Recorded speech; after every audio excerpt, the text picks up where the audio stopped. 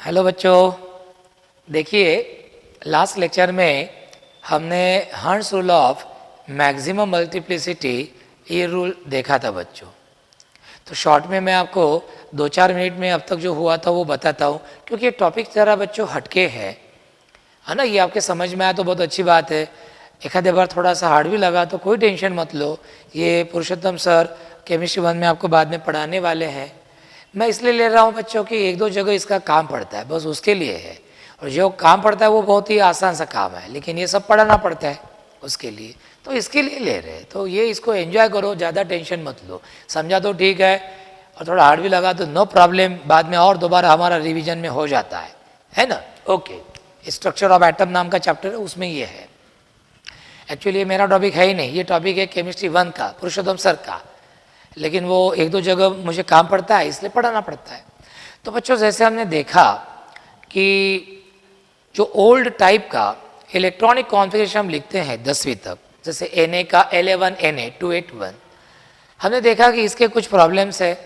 हम एलिमेंट की प्रॉपर्टीज़ बराबर एक्सप्लेन नहीं कर पाते, और इसीलिए साइंटिस्ट लोगों को एक ज़रूरत महसूस हो रही थी कि क्यों ना हम एलिमेंट का एक नए तरीके का modern method of writing electronic configuration लोगों को दे। एक ऐसा इलेक्ट्रॉनिक कॉन्फ़िगरेशन लिखने का तरीका जो उस एलिमेंट की करेक्ट वैलेंसीज एक्सप्लेन करे, उस एलिमेंट की सब प्रॉपर्टीज एक्सप्लेन करे। ऐसा modern method of writing electronic configuration देने की सब साइंटिस्ट लोगों की इच्छा थी, और वो पूरी भी हो गई। जैसे आपने देखा कि modern method of electronic configuration 4 rules पर आधारित है। एक अबो प्रिंसिपल है, दूसरा है maximum capacity of various subshells, तीसरा है hertz rule of maximum multiplicity जो कल हमने देखा बच्चों, बराबर, और चौथा है rule of completely filled and exactly half filled orbitals. तो जैसे बच्चों अबो प्रिंसिपल हमने देखा, ये क्या बोलता है कि electrons enter the various shells and subshells of an atom in the increasing order of their energies. Modern method में बच्चों हमने शेल्स में जो इलेक्ट्रॉन्स है उनके डिफरेंट एनर्जी लेवल के अनुसार उनको सबशेल्स में डिफरेंट एनर्जी लेवल्स में यानी सबशेल्स में डिवाइड किया शेल्स को, बराबर है। तो अबो प्रिंसिपल क्या बोलता है कि इलेक्ट्रॉन्स कैसे आप फिलअप करो, तो इलेक्ट्रॉन सबसे पहले किस में जाएंगे, जिसकी एनर्जी सबसे कम है इलेक्ट्रॉन सबसे पहले उसमें जाएंगे। उसकी कैपेसिटी हो गई कि अगले इलेक्ट्रॉन्स उससे एनर्जी वाले सबशेल में जाएंगे, उसकी वो भी भर गई, अगले इलेक्ट्रॉन उससे एनर्जी वाले शेल और सबशेल में जाएंगे। तो ये सिंपल सा रूल है, और उसके आधार पर वो जो एक शॉर्टकट टेक्निक है बच्चों, PDF फाइल अपनी पढ़ो, तो उसमें अपन ने ये ऑर्डर ये भी की है कि 1s की एनर्जी सबसे कम है तो इलेक्ट्रॉन सबसे पहले इसमें जाएंगे, फिर उससे अगले इलेक्ट्रॉन्स 2s में जाएंगे, फिर उसके आगे के इलेक्ट्रॉन 2p में जाएंगे, फिर उसके आगे के इलेक्ट्रॉन 3s में जाएंगे, उसके आगे के इलेक्ट्रॉन 3p में जाएंगे, उसके आगे के इलेक्ट्रॉन 4s में जाएंगे, और उसके आगे के इलेक्ट्रॉन 3d में जाएंगे। ये एनर्जी की इंक्रीजिंग ऑर्डर ऑफ एनर्जी है बच्चों। ओके, तो remember above principal states that electrons enter the various shells and सब shells of an atom in the increasing order of their energy. पहले 30 एलिमेंट्स का इलेक्ट्रॉनिक कॉन्स्टेंट लिखने के लिए बच्चों हमें इतने सबशेल्स की जरूरत पड़ती है, तो इसके आगे के हम लिखेंगे नहीं, बस इतना ही। ये आपको याद रखो कि 1s 2s 2p 3s 3p 4s 3d। अब शेल्स में ये जो सबशेल्स होती है बच्चों 4 प्रकार की होती है, S subshell, P subshell, D subshell और F सबशेल। S सबशेल की कैपेसिटी बच्चों 2 इलेक्ट्रॉन की होती है, P सबशेल की 6 इलेक्ट्रॉन्स की होती हैं, D सबशेल की 10 इलेक्ट्रॉन्स की होती हैं, और F सबशेल की 14 इलेक्ट्रॉन्स की होती है। ये भी मैं बता चुका हूँ पिछले दो लेक्चर जो है बच्चों, 2-3 लेक्चर बहुत ध्यान से सुनो, आपको आप ऑटोमेटिकली समझ में आएगा। तो ये होगी maximum capacity of various subshell.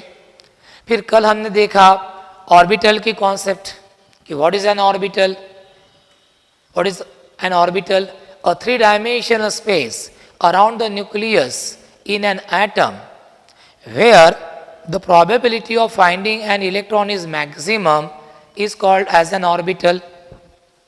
कि एटम के अंदर न्यूक्लियस के अराउंड ऐसी 3 डायमेंशनल स्पेस है जगह कि जहाँ पे इलेक्ट्रॉन मिलने की संभावना सबसे ज़्यादा होती है, उस जगह को हम बोलते हैं ऑर्बिटल, बराबर। अब एस ऑर्बिटल गोलाकार होता है, पी ऑर्बिटल डम्बेल शेप होता है, ठीक है। डी ऑर्बिटल की शेप और भी कॉम्प्लिकेटेड है और एफ ऑर्बिटल तो और भी कॉम्प्लिकेटेड है, वो आपसे अपेक्षित भी नहीं है। अब पॉलीज एक्सक्लूजन प्रिंसिपल क्या बताता है बच्चों कि any orbital can contain maximum 2 electrons with opposite spin motion, कि किसी भी ऑर्बिटल में ज़्यादा से ज़्यादा 2 इलेक्ट्रॉन बैठ सकते हैं, और वो भी इलेक्ट्रॉन्स कैसे होने चाहिए, अपोजिट स्पिन मोशन वाले। यदि एक इलेक्ट्रॉन क्लॉकवाइज स्पिनिंग है तो दूसरा इलेक्ट्रॉन क्या होना चाहिए, एंटी क्लॉकवाइज स्पिनिंग होना चाहिए। 2 क्लॉकवाइज या 2 एंटी क्लॉकवाइज एक ऑर्बिटल में बैठ नहीं सकते, एक क्लॉकवाइज और एक एंटी क्लॉकवाइज। अब एक ही ऑर्बिटल में 2 इलेक्ट्रॉन है तो एस सबशेल में 2 इलेक्ट्रॉन की कैपेसिटी है, तो एस सबशेल में एक ही ऑर्बिटल है बच्चों, एस ऑर्बिटल। एस सबशेल है नहीं एस ऑर्बिटल। पी सबशेल की कैपेसिटी 6 इलेक्ट्रॉन की बच्चों। अब 2 इलेक्ट्रॉन के लिए एक ऑर्बिटल, तो 6 इलेक्ट्रॉन के लिए 3 ऑर्बिटल, इसलिए पी सबशेल को 3 ऑर्बिटल्स में डिवाइड किया, P X, P Y, P Z. ये पी ऑर्बिटल डम्बेल शेप रहते हैं, पी एक्स रहता है along X axis, P Y रहता है अलॉन्ग वाई एक्सिस, और पी जेड रहता है अलॉन्ग जेड एक्सिस। हर एक में 2 इलेक्ट्रॉन। और एक ही सबशेल के ये जो ऑर्बिटल्स होते हैं सबकी एनर्जी सेम होती है, इनको क्या बोलते हैं हम, डीजेनरेट ऑर्बिटल्स। डी सबशेल के 10 इलेक्ट्रॉन बैठते हैं तो उसमें 5 ऑर्बिटल्स होते हैं, D X Y, D Y Z, D Z X, D X square minus Y square and D Z square. F subshell की कैपेसिटी 14 इलेक्ट्रॉन्स की होती है तो उसमें 7 ऑर्बिटल्स होते हैं, उनके नोटेशंस कहीं दिए हुए नहीं और आपसे अपेक्षित भी नहीं है। अब कल हमने hertz rule of maximum multiplicity देखा, वो क्या था, लेट अस सी। ये देखो, नाइट्रोजन का उदाहरण हमने लिया था बच्चों। नाइट्रोजन का एटॉमिक नंबर है 7, उसका इलेक्ट्रॉनिक कॉन्फ़िगरेशन है बच्चों 2 5। अब कैसे लिखते हैं, पहले 2 इलेक्ट्रॉन किस में जाएंगे, 1s में, 1s2। अब सेकंड शेल में 2 सब शेल है, 2s और 2p, 5 में से 2 इलेक्ट्रॉन 2s में और 3 इलेक्ट्रॉन 2p में। अब ये देखो, ये 1s2, ये 2s2 और 2p सबशेल में कितने ऑर्बिटल्स है, 3, 2px, 2py, 2pz। अब बॉक्स लाइक डायग्राम निकालते बच्चों, 1s में 2, 2s में 2, 2px, हाँ। अब ये 3 इलेक्ट्रॉन भरने हैं बच्चों। अब हर एक की कैपेसिटी 2-2 है, तो ऐसे भरेंगे क्या, 3 में से 2 इधर गए, 1 इधर गया और ये खाली, नहीं ऐसे भरेंगे क्या। तो हर्ट्ज रूल बोलता है कि ये रॉन्ग है, ये रॉन्ग है। वैलेंसी की क्या डेफिनेशन बच्चों, द नंबर, नोट्स में है अपने, the number of unpaired electrons present in the outermost shell of an atom is called as valency. Atom के आउटरमोस्ट शेल में जितने अनपेड इलेक्ट्रॉन्स होते हैं उतनी उसकी क्या होती है, वैलेंसी होती है। अब नाइट्रोजन के आउटर शेल में टोटल तो 5 इलेक्ट्रॉन है, इन 2 इलेक्ट्रॉन की पेयर है, ये 2 इलेक्ट्रॉन की पेयर है। अनपेड इलेक्ट्रॉन सिर्फ क्या है बच्चों, 1 है, तो नाइट्रोजन की वैलेंसी तो 1 ही होनी चाहिए। एक्चुअल में नाइट्रोजन की वैलेंसी कितने बच्चों, 3, अमोनिया 3 नाइट्रोजन के साथ कंबाइन होता है। तो हन नाम का साइंटिस्ट था, उसने बोला कि ये बच्चों रॉन्ग है, उसने बोला कि ये रॉन्ग है। उसने बोला कि देखो ये तीनों ऑर्बिटल जो है, ये तीनों ऑर्बिटल एक ही सबशेल के हैं, तो इन तीनों की एनर्जी सेम है, इनको हम डीजेनरेट ऑर्बिटल्स बोलते हैं। इनको हम क्या बोलते हैं, डीजेनरेट ऑर्बिटल्स बोलते हैं। तो उनका कहना था कि भले इनकी कैपेसिटी 2-2 इलेक्ट्रॉन की है बच्चों, लेकिन जब आप एक ही सबशेल के डीजेनरेट ऑर्बिटल्स में इलेक्ट्रॉन्स भरेंगे, फिलअप करेंगे, तो पहले कैसे फिलअप करना, 1-1-1। जब सब में 1-1 हो जाएगा, कोई खाली नहीं रहेगा, उसके बाद आप इन ऑर्बिटल्स में इलेक्ट्रॉन्स का क्या चालू कर सकते हो, पेयरिंग। अब जैसे कितने इलेक्ट्रॉन्स है, 3 है, तो 3 इलेक्ट्रॉन ऐसे मत भरो 2-1, ये खाली है और इसमें इलेक्ट्रॉन की पेयर है 2-2, ऐसा नहीं चलता। पहले 1-1 भरो, 3 इलेक्ट्रॉन भरने, ये देखो पहला 2px में, दूसरा 2py में और तीसरा 2pz में, ये बराबर है। अब इलेक्ट्रॉन खत्म हो गए। यदि 4 इलेक्ट्रॉन होते थे तो हम कैसे भरते थे, पहला दूसरा तीसरा, अब सब में 1-1 हो जाएगा, हो गया, अब पेयर्ड अप करते थे, फिर चौथा इधर, फिर 5वां इधर, फिर 6 इधर, किस तरह। अब देखो, अब 5 इलेक्ट्रॉन से टोटल 2 इलेक्ट्रॉन की पेयर है और 3 क्या है, अनपेयर्ड इलेक्ट्रॉन। 3 क्या है, अनपेयर्ड इलेक्ट्रॉन। और नाइट्रोजन की वैलेंसी भी बच्चों कितनी है, 3 है। नाइट्रोजन की वैलेंसी भी कितनी बच्चों, 3 है। तो हर्सुल का यही कहना है कि जब आप किसी सबशेल के सेम एनर्जी वाले डीजेनरेट ऑर्बिटल्स में इलेक्ट्रॉन्स फिलअप करने को जाएंगे तो सबकी एनर्जी सेम होती है। भली हर एक की कैपेसिटी 2 इलेक्ट्रॉन की है, लेकिन ऐसे एकदम 2 मत रखो, पहले एक एक रखो, एक एक एक। और जब सब डीजेनरेट ऑर्बिटल्स में एक एक इलेक्ट्रॉन हो जाएगा, अब कोई खाली नहीं, उसके बाद आप इन डीजेनरेट ऑर्बिटल्स में इलेक्ट्रॉन्स का पेयरिंग क्या कर सकते हो, स्टार्ट। जैसे मैंने 3 इलेक्ट्रॉन भरने थे तो ऐसे नहीं भरा, 2 एक और ये खाली और इसमें 2 इलेक्ट्रॉन की पेयर, ऐसा नहीं चलता, एक एक एक। ओके, तो हर्सुल का कहना कितना आसान है बच्चों। Harsul states that while filling electrons in the degenerate orbitals, the pairing of electrons should not be started until each degenerate orbital contains one unpaired electron. यानी सिंपल भाषा में डिजेनरेट ऑर्बिटल्स में इलेक्ट्रॉन फिलअप करते वक्त एक ही सबशेल के same energy वाले degenerate orbitals में इलेक्ट्रॉन फिलअप करते वक्त कैसे भरो आप, पहले एक एक भरो, सब में एक एक हो जाएगा, कोई खाली नहीं। अब इसके बाद आप इन डिजेनरेट ऑर्बिटल्स में इलेक्ट्रॉन्स का पेयरिंग क्या कर सकते हो, स्टार्ट। तो ये था हर्सुल। अब देखते हैं और एक एग्जांपल, चलो इधर आ जाइए। 8 ऑक्सीजन, 8 इलेक्ट्रॉन है, तो कैसे लिखेंगे, 2 6। अब कैसे लिखेंगे इसको, 1s2, 6 इलेक्ट्रॉन है, 6 में से 2 इधर, 2s2, और ये क्या हो गया, 2p4। ये 1s2, ये 2s2। अब 2p में ये 2px है, ये 2py है, और ये 2pz है।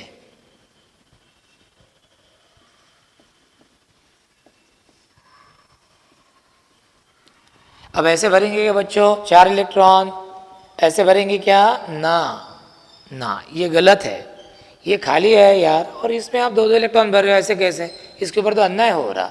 सबकी एनर्जी सेम है, तो 4 इलेक्ट्रॉन कैसे भरना, पहला, फिर दूसरा, फिर तीसरा, हो गया एक एक। अब चौथा इलेक्ट्रॉन इधर क्या कीजिए, पेयर्ड अप। देखो 2px में 2 है, 2py में 1 है, 2pz में 1 है। तो इस तरह आप ये इलेक्ट्रॉन्स का क्या करो, फिलिंग करो डिजेनरेट ऑर्बिटल्स में, हो गया। अब ऑक्सीजन में 2 इलेक्ट्रॉन है और ऑक्सीजन की वैलेंसी भी 2 है, H2O। ऑक्सीजन 2 हाइड्रोजन के साथ क्या होता है, कंबाइन होता है बच्चों। तो इस तरह से ये हो गया ऑक्सीजन का इलेक्ट्रॉनिक कॉन्फ़िगरेशन, ठीक है।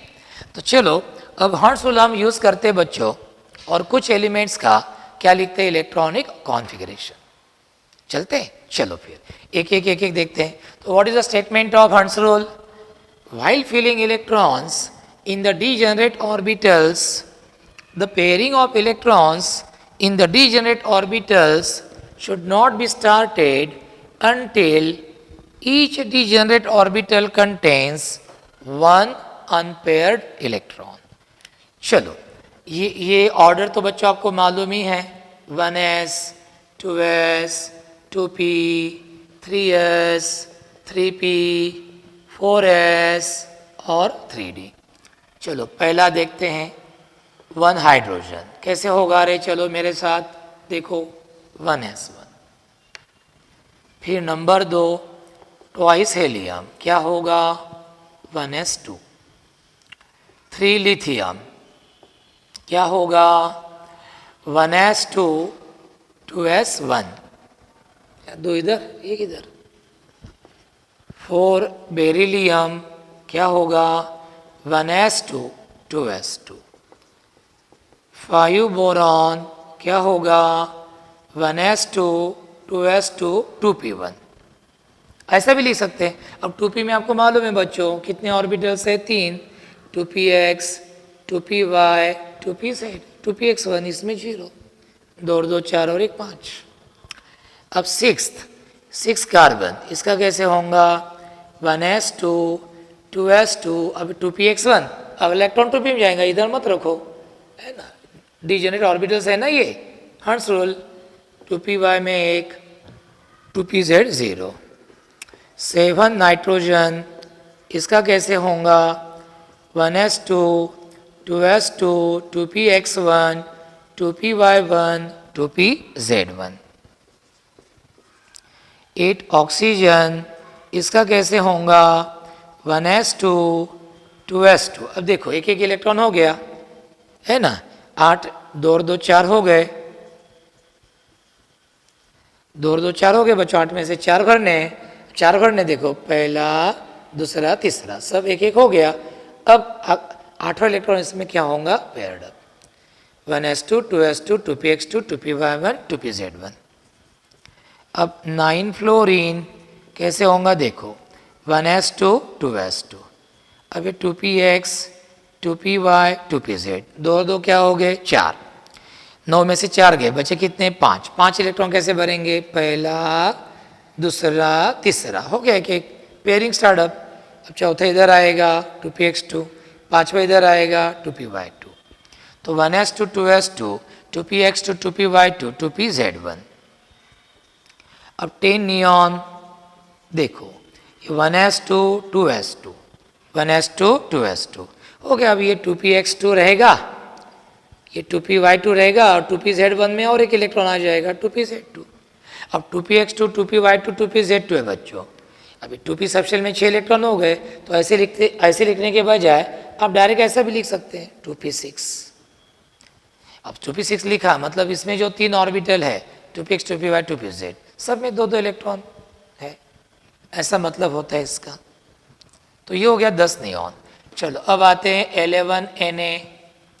11 Na कैसे होगा 11 इलेक्ट्रॉन है 1s2 2s2 2p6, 2 और 2 4 और 6 10, और ये हो गया 3s1 क्योंकि 2p के बाद कौन आता 3s।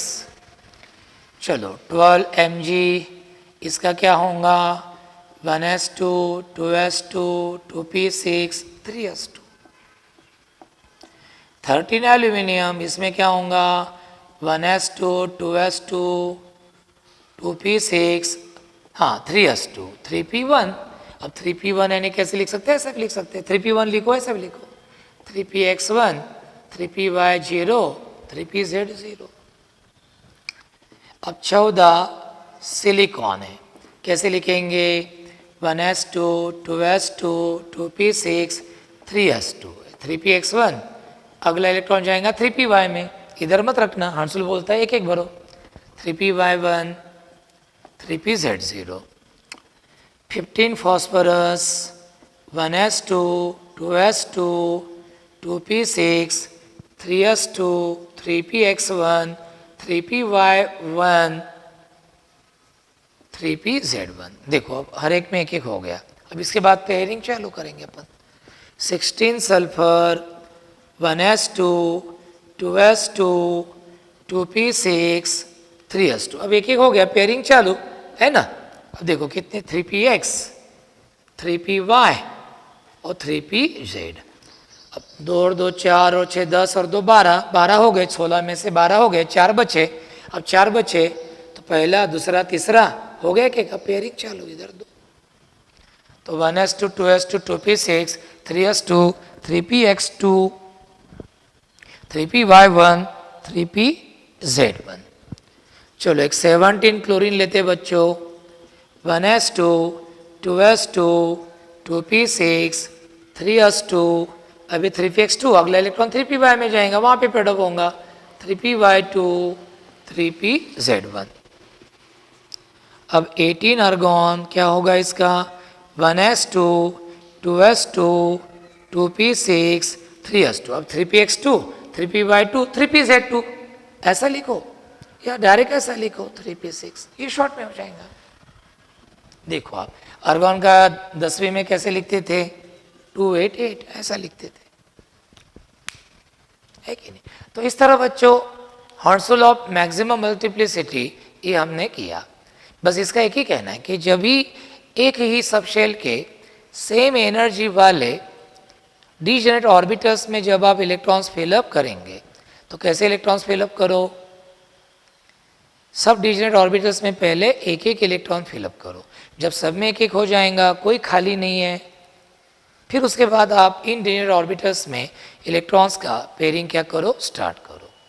तो ये हो गया था बच्चों, हर्सुल की प्रैक्टिस करा ली मैंने, तो ये आप कर लो। बस कल का इसमें लास्ट लेक्चर होगा बच्चों हमारा। कल लास्ट लेक्चर हो गया, कल लास्ट लेक्चर हो गया, तो कल लास्ट लेक्चर होने के बाद हम चालू करेंगे हमारा नीट का सिलेबस। हम लेंगे 11वीं का चैप्टर, तो तब बहुत ध्यान देना बच्चों, है ना। तो ये इस तरह है। अब कल मैं आपको इसका जो है वो चौथा जो रूल है, rule of completely filled and exactly half filled orbitals, तो वो मैं आपको कल बताऊंगा, ठीक है।